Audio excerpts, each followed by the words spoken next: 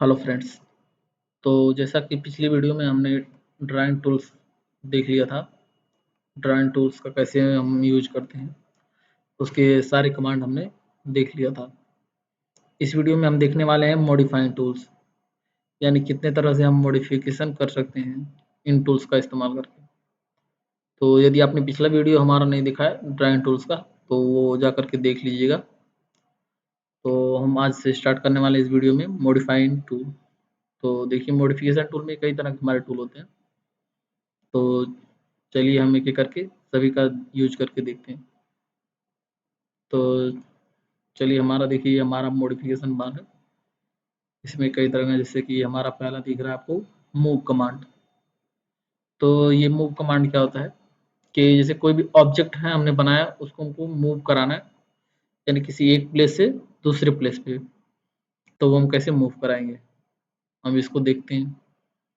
तो चलिए हम मूव करा करके इसको देखते हैं मूव कमांड। तो मूव के लिए आप क्या करेंगे, कमांड कौन सा होगा हमारा, मूव कमांड। तो हम इंटर करेंगे यम इंटर। देखिए हमारा फर्स्ट में दिख रहा था मूव कमांड। तो चलिए अब देखिए हमारा यहाँ कमांड बार में मूव कमांड चलने लगा। अब देखिए जो भी हमारा ऑब्जेक्ट है इसमें दिख रहा है हमको, यदि मूव कराना है किसी दूसरे प्लेस पे कहीं और हमको ले जाना है, तो कैसे ले जाएंगे। अब देखिए इसमें दे रहा है सेलेक्ट ऑब्जेक्ट। हम क्या करेंगे, सबसे पहले ऑब्जेक्ट को सिलेक्ट करेंगे जिसको भी हमको मूव कराना है। मान लीजिए हमको इसको मूव कराना है, इसको हम सिलेक्ट करेंगे। अब सिलेक्ट करने के बाद हम कीबोर्ड से इंटर प्रेस करेंगे। देखिए इंटर हमारा हो गया। अब देखिए ये मांग रहा है एक बेस पॉइंट, यानी हम इस सर्किल को कहाँ से उठा करके लाएंगे, ले जाएंगे, मतलब कहाँ से मूव कराना चाहते हैं। चाहे आप सेंटर से, या फिर इसके क्वाड्रेंट से, या फिर इसके कहीं भी टच करा के आप कहाँ से मूव कराना चाहते हैं वो करा सकते हैं। तो चलिए हम सिंपल क्या करते हैं, इसके मान लीजिए सेंटर से करके देखते हैं।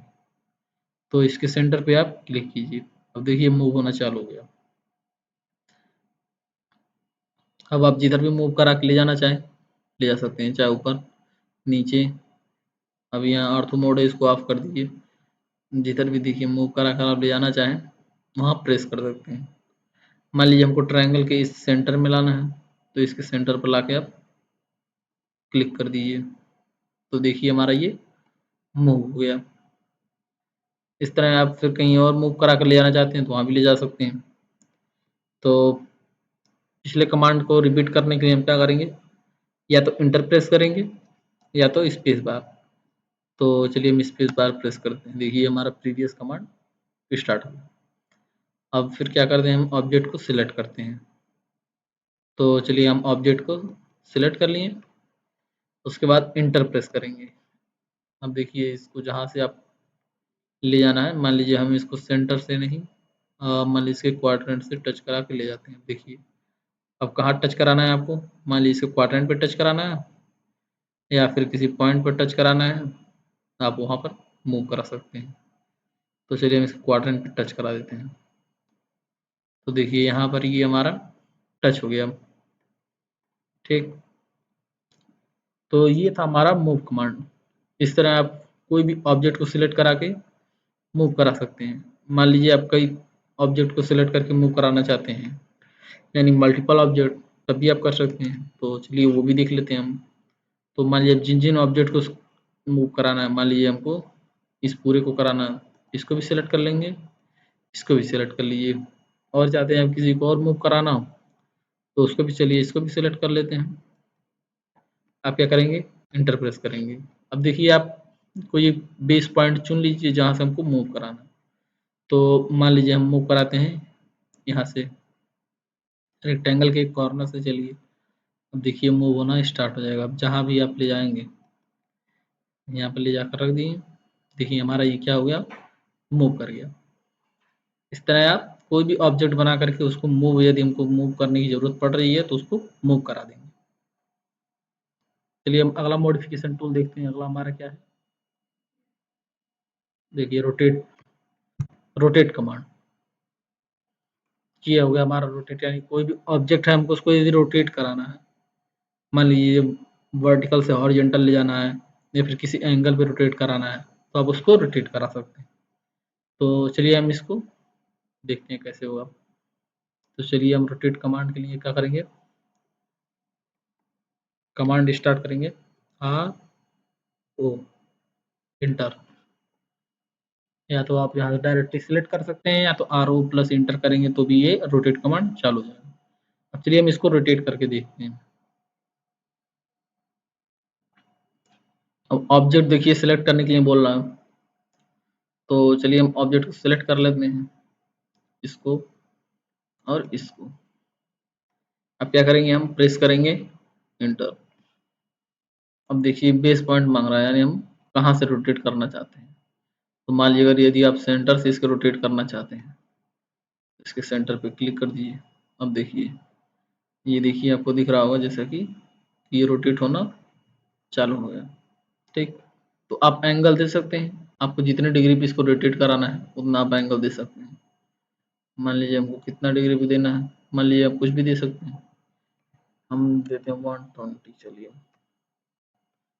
ठीक, ये हमारा 120 पे रोटेट कर गया। इस तरह यदि आप फिर 90 डिग्री पे रोटेट करना चाहते हैं तो 90 डिग्री रोटेट कर दीजिए।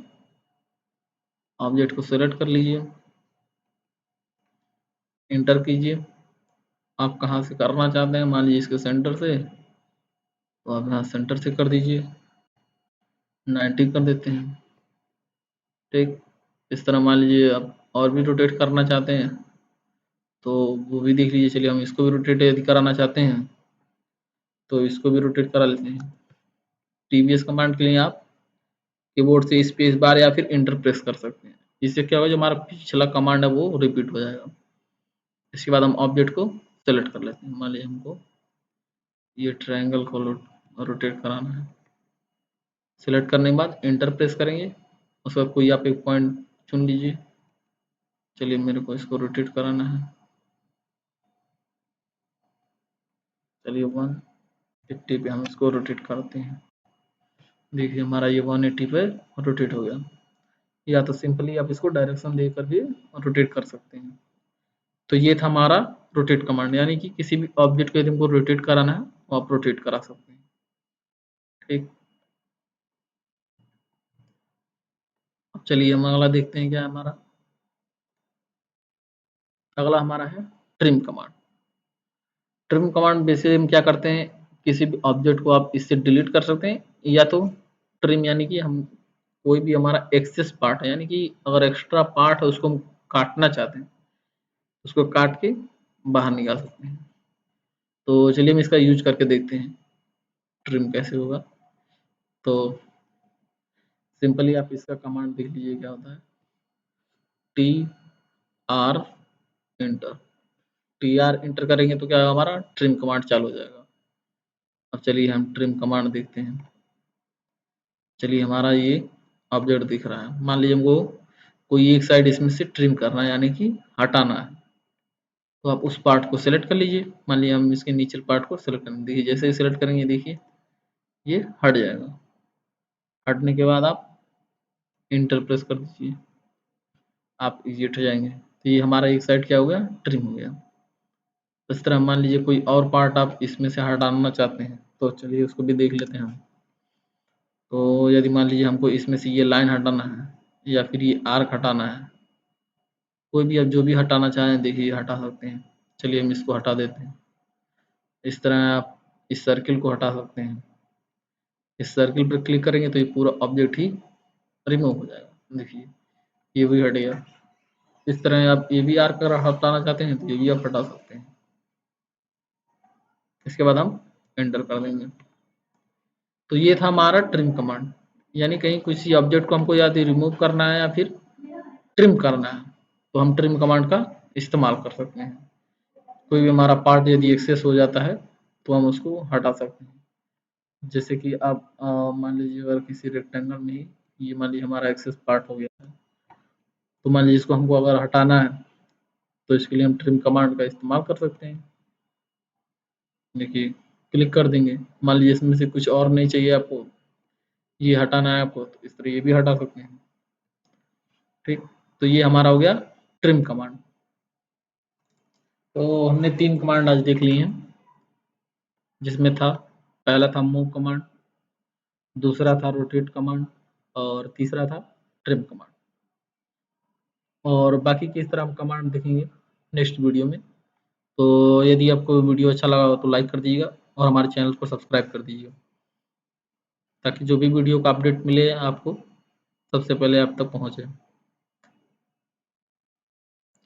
यदि आपको कोई कन्फ्यूजन हो तो आप कमेंट बॉक्स में कमेंट कर सकते हैं।